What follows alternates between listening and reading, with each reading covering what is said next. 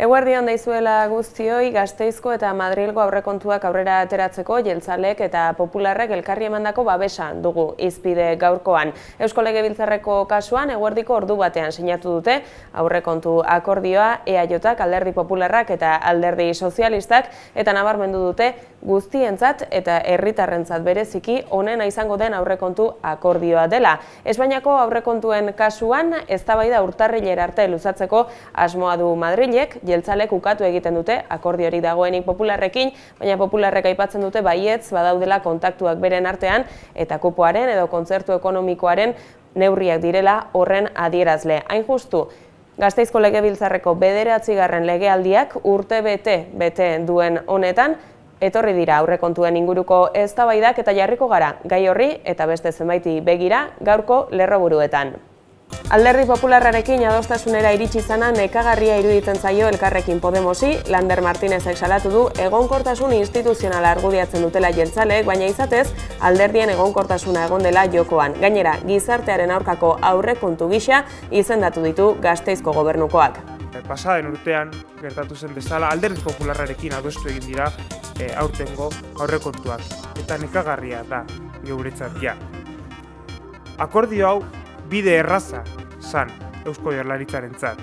Eta gaur ez dago egonkortasun instituzional gehiago. Gaur gizartearen kontrako politika gehiago ditugu mahai gainean.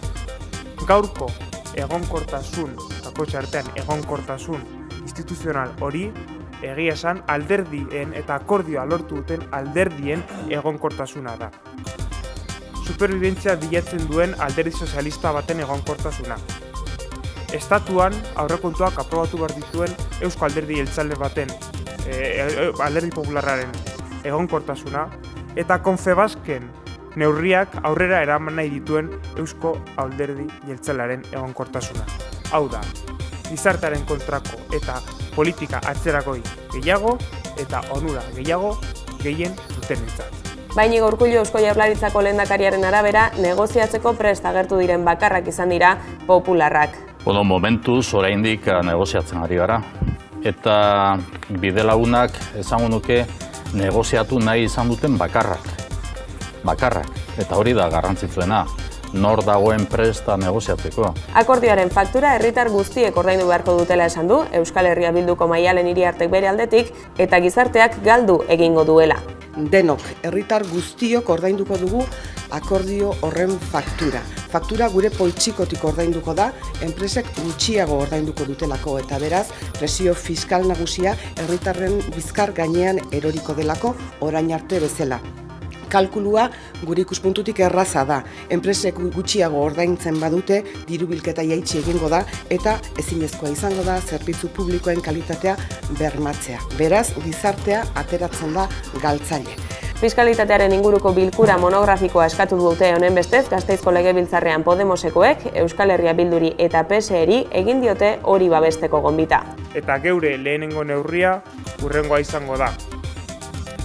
Bilkura monografiko bat fiskalitateari buruz eskatzea hemen Eusko Legebiltzarrean. Horretarako, bai Euskal Herria Bilduri eta bai Euskal Sozialistei geure proposamena luzatu egin diegu. Proposamen hau Euskal Sozialisten programan bazegoen jarrita. Euskal Herria Bilduren aldetik jaso egin dugu ja baiezkoa, eta espero dugu Alderdi Sozialistaren baiezkoa ere jasotzea. Beraiek argi esan beharko dute, ea eztabaida hau Eusko Legebiltzarrean eduki nahi duten, ala ez. Baina beraien eskuetan dago ere, ezkerreko akordio bat lortzea guzienez eztabaida hau Eusko Legebiltzarrean mantentzeko. Eusko Legebiltzarrean jeltzaleek PSerekin duten gobernu akordioa baloratu dute EH Bilduko ordezkariek, 9. legealdiak lehen urtea bete duela kontuan izan da, Maialen Iriartek esan du jeltzaleak erratu egin direla gobernukideak hautatzerakoan. Erratu eginda Eusko Alderdi Jeltzalea. Erratu eginda sakon-sakonean bizkar eman diolako Euskal Gizartearen gehiengoari eta patronal handiarekin bat egin dute eta gainera askatasunen murrizketari, inboluzio demokratikoari babesa eman diote. Herri honen nahiak asetzeko bideari ateak itxi dizkiote, nahi horiek eta oinarrizko jarrera demokratikoak birrindu dituztenekin batera. Miren Larrionek harago jo du eta legealdiko lehen urtea urte galdua izan dela nabarmendu du. betikoekin elkartu zirela, betiko egiteko esan genuen orain dela urte bat. Eta mundu mailan herri askok aurrera egiten duten bitartean, betiko egiteak atzean gelditzea dakar. Legaldiaren lehenengo urtea, aukera galduen urtea izan da. Aurrera egin ezean, atzera egiten ari baigara. Jende askoren kezka da, hezkuntza, osasungintzan, eskubide sozialean, lan harremanetan, ikerkuntzan eta abar luzean dagoen egoera. Eta galdera da, ea, Urkulluk guztion lehendakari izateari utziko dion erabat, herri aurreratu izateari utziko dion erabat, atzoko berriak norabide horretan sakontzen baidu.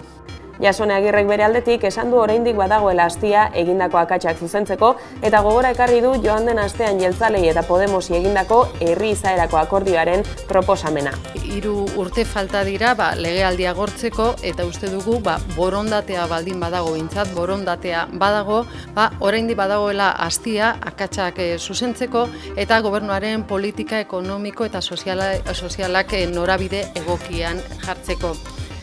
Guk pasaden astean eskaintza integrala egin genien EAJ eta Podemosi eta horri utziko diogu. Uste dugulako hori dela herri honek duen bide eta aukera bakarra jendearen ongizatea eta autogobernua bermatzeko.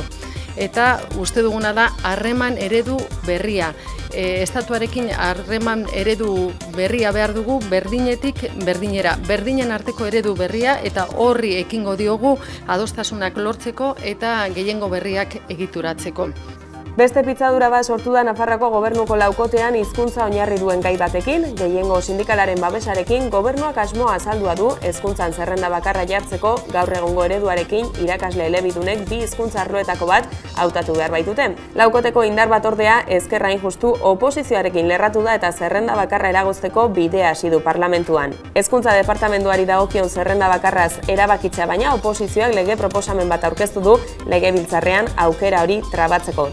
Onartu dute ezkerraren aldeko botoekin. Hamaika telebistan Nafarroa gaur saioan landu dute gaia eta hainbat eremutako ordezkariekin hitz egin dute.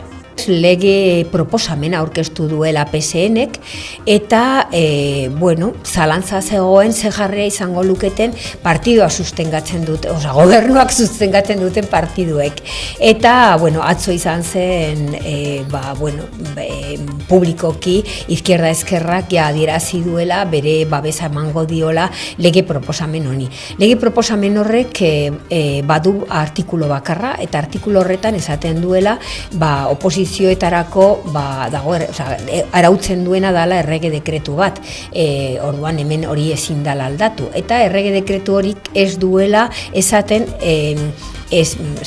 aukera ematen duela, eta horregatik zen gobernuaren proposamenak, azterketak egiteko espezialitateka, eta ez bereizturik hizkuntzetan. Berez, denodakigun bezala bakarrik Nafarroan gertatzen dela era honetan, erkidego guztietan, hizkuntza propia duten erkidegoetan, egiten dela batera, bakarrik espezialitateka, ez bereizturik hizkuntzaka. Ezkerrak oso postura argia du, zeinekin jokatu behar duen honetan, eta kasuan bada gehiengo sindikalaren iritziaren kontra, eta horrekin bat, aintzinako erregimena sustengatu zuten horien guztiekin bat eginik, baina hori izquierda ezkerraren autua da, ikusiko dugu dena den, hainbat gauza legez arautu aldinen, edo foru dekretu bidez, badira hainbat eskumen gobernuari dagozkionak eta ez parlamentuari. Sententziaren zain gelditu da 2016ko Sanferminetako talde bortxaketaren harira, Nafarroako auzitegi nagusian egin den epaiketa atzokoa izan zen azken saioa. 5 akusatuen defentsaren abokatuek epaiketan aurkeztutako frogak oinarri gisa hartuta ateratako ondorioak helarazi zituzten. Besteak beste, Iruñeko Paulino Caballero kaleko 5. atariko gela txiki batean izandako sexu harremanak onartuak izan zirela adierazi zuten 3 defentsa abokatuek. Biktimaren salaketa faltsua dela iritzita, 5 auzipetuentzat absoluzioa eskatu dute.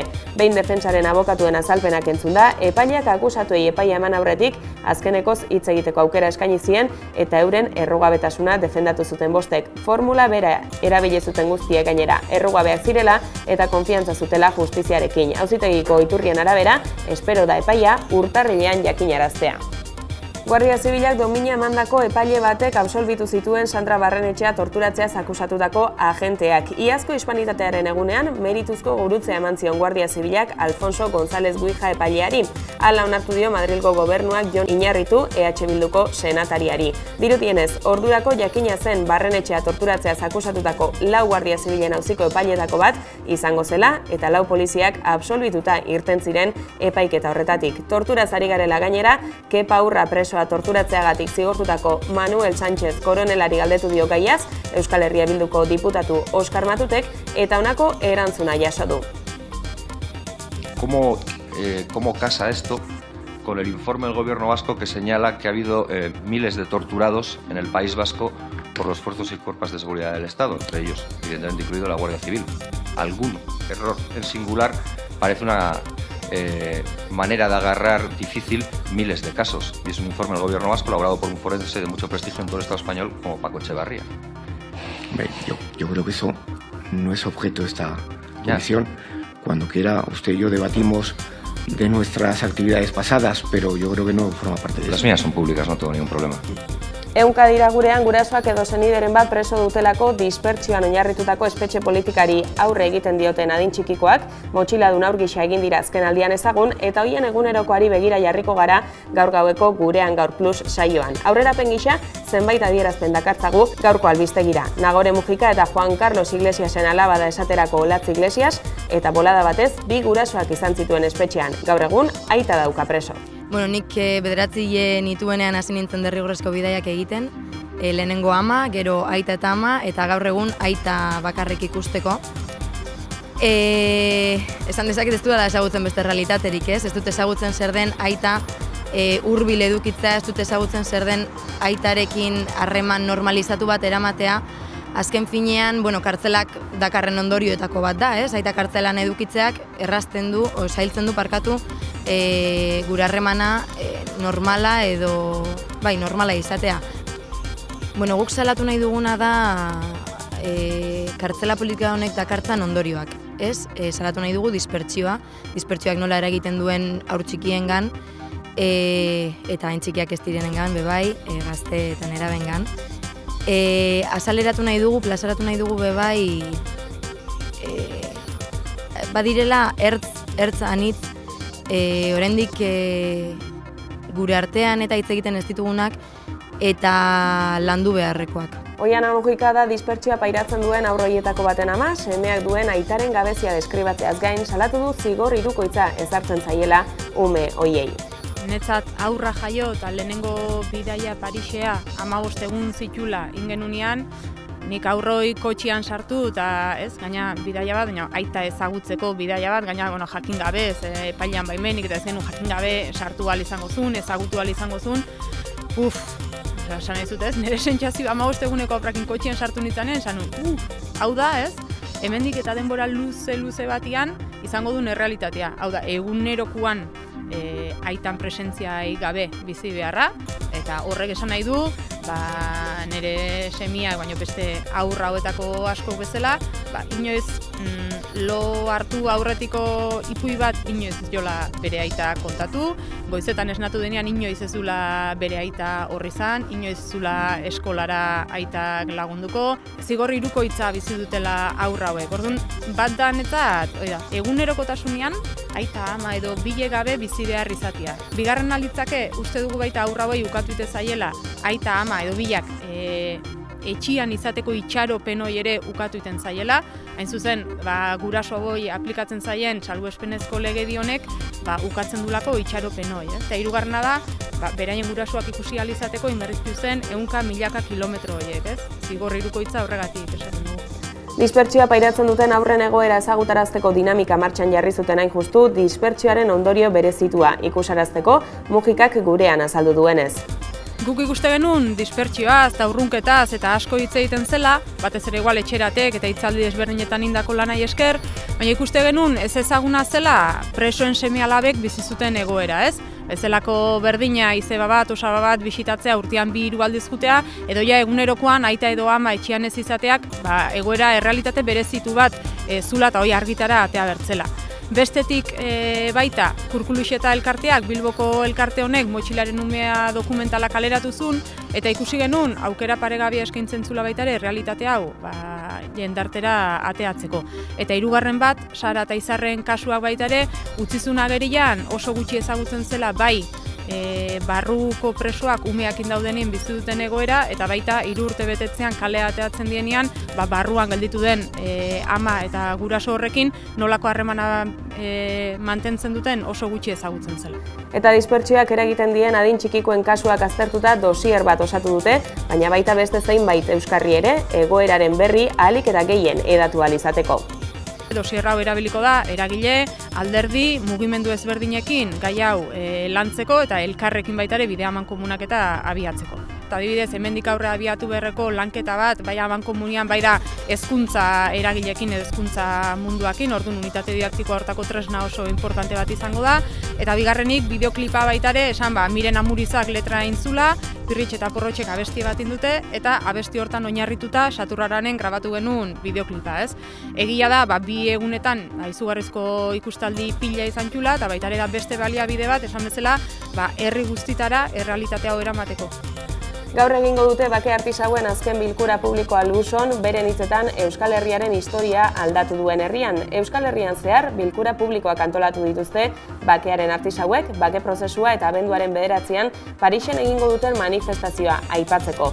Zita Luson izango da gaur arratseko 8etan. Martin Buxet, Michel Beroko Irigoin eta Janot Lastirik parte hartuko dute eta beren azalpenak eskantzeaz gain, bake iraunkorra herriaren eskaria izeneko dokumentala ere ikusi ahalko da. Musika bulegoa sarien 2. edizioko sari banaketa egingo da gaur arratsean Bilbon, Ramon Lazkanoren, Juan Ortizen, Elena Setienen zein Ruper Ordorikaren diskoak sarituko dituzte. Horrez gain, Zuhainpeko soinuak taldearen ahozko transmisioa ikuskizunari ere egingo diote aitortza, eta Euskal Herriko musika bulego elkartearen sari berezia jasoko du Jazargia elkarteak. Etxepare Euskal Institutuaren musika saria berriz, Berri Txarrak taldearentzat izango da. Sektore kulturaleko enpresa eta eragilei hurbiltzea helburu, K bulegoa ireki dute Donostian, Gipuzkoako Foru Aldundiak aurkeztu du dinamika, lehiatila hotz izatearen mugak gainditu eta kulturaren munduari zerbitzu integral eta hurbila eskaintzeko. Bai, lehiateia hotz kontzeptu horretatik aldendu nahi dugu eta pixka bat orientatu, lagundu, babestu, akonpainatu.